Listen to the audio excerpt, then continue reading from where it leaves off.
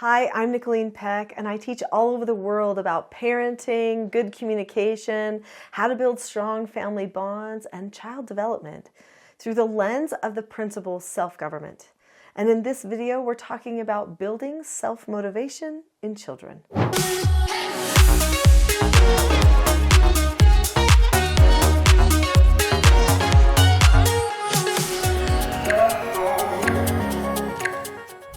In this video, we're going to be talking about motivation and what that really can look like in a child and what it looks like when they're lacking motivation, and then how to help build motivation in children.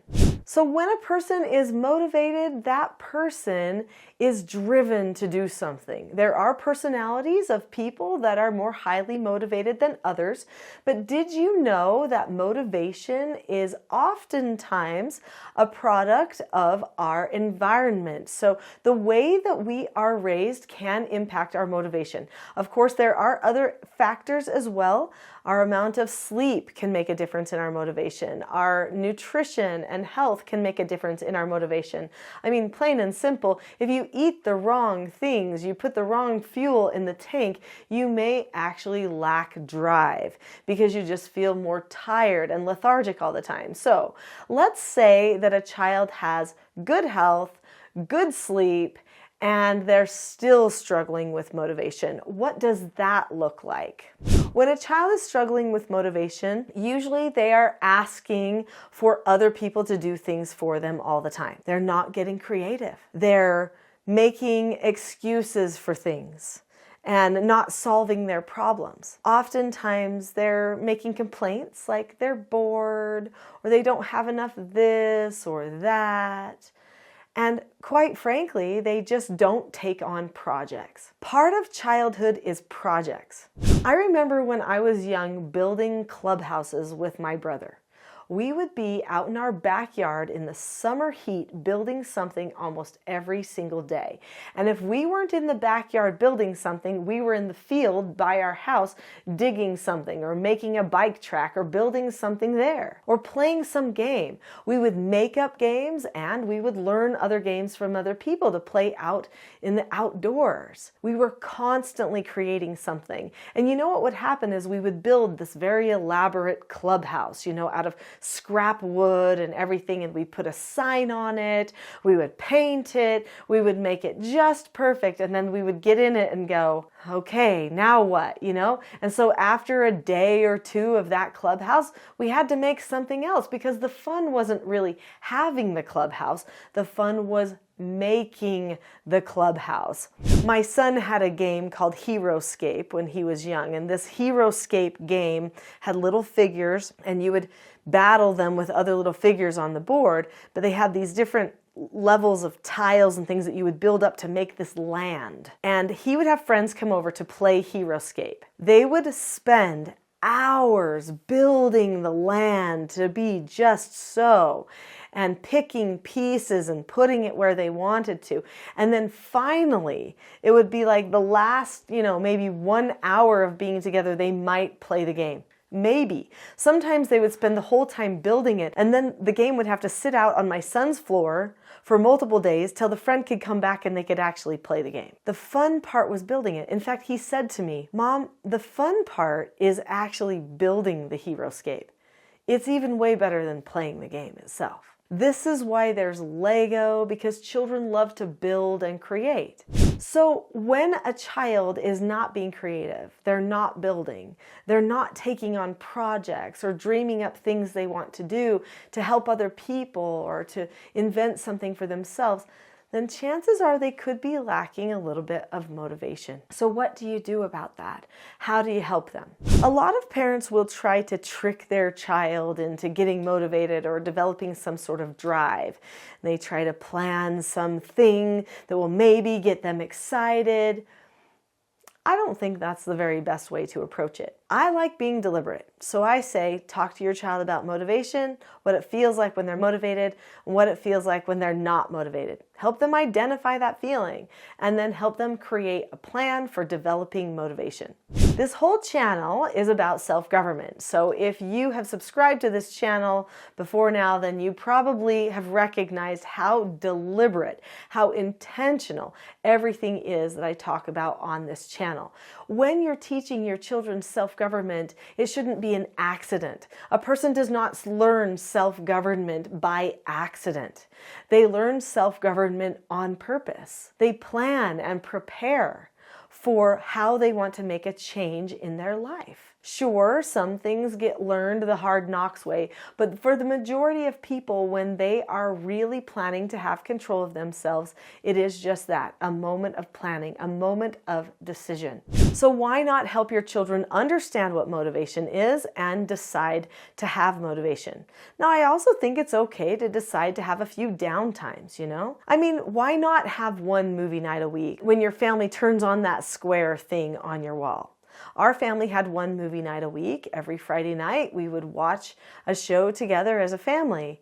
It was a lot of fun. We looked forward to it.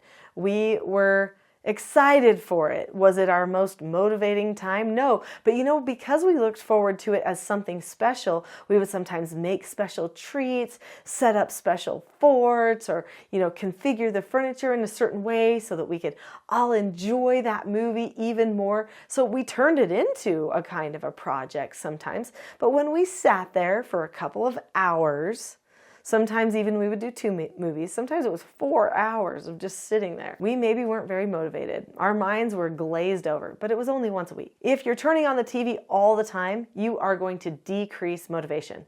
If the child stays away from screens, that is going to be probably the number one thing that you can do to help increase motivation. They need to move on to doing other things with their life. So occasionally a screen can motivate, but you got to do it very carefully. Sometimes you could watch a YouTube video about building something or about a certain period in history that a child is interested in, and that could motivate them to want to build the sword, to study the other person in another book or something like that. Then the square can be motivating. But if the square is just there to fill the time, the games, the entertainment, it's not going to be motivating. So keep that in mind. So what I would do with my child is have a conversation with them about motivation and explain what it is and what it isn't, and have them describe what that feels like to them. Then create a plan for how they want to improve their motivation. And I would probably include some positive consequences.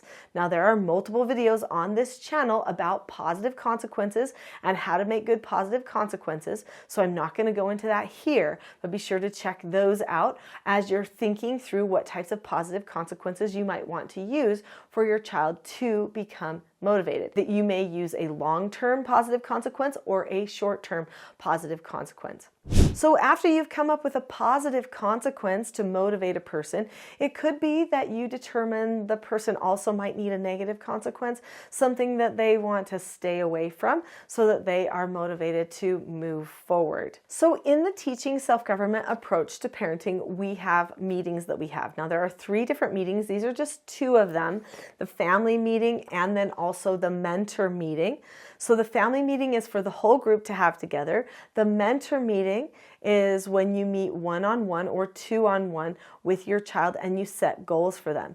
Now in this meeting, the mentor meeting, there is a spot where a person might make a commitment and they might determine a negative consequence for themselves. Also, in a family meeting, we might be coming up with positive consequences and negative consequences as an entire group for certain circumstances that could come up in the family. These deliberate conversations about positive consequences and negative consequences help the child develop a sense of motivation because we're creating a culture of motivation in the family. Then each week as you have your follow-up meetings, you can check up on how the group is doing with the proposed motivational plan.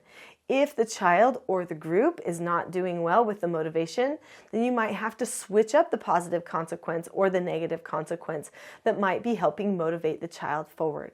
People do not like feeling unmotivated, even children. They'll say things like, "I'm bored," because they don't like the feeling of not being motivated. Sure, it takes work, it takes effort. You might have to create a culture of work at your house, but you can do that by working together as a group. My parents used to say to me when I was young, boredom is a state of mind, so you need to change your mind. If you're bored, you can work with me. That meant I was going to start doing work. So I would think twice about declaring that I was bored, just to be clear. But I also recognize that work is a good option. I don't need to spend my days feeling unmotivated. I can just get myself down to business, do the task. I'm so grateful that my parents always worked with me, as well as worked without me and taught me to work without them, and taught me to follow through and check up with them on the things that I was accomplishing, because they helped me be a very self-motivated person. I know not everyone is naturally self-motivated, but if the parents in a home are more self-motivated and they follow through, they measure their progress on things, even if they fail sometimes, that will motivate children to do the same. They need to learn motivation by example. Make it environmental. Your family can start by learning self-government skills and principles, creating a family vision for who you're trying to become in your family.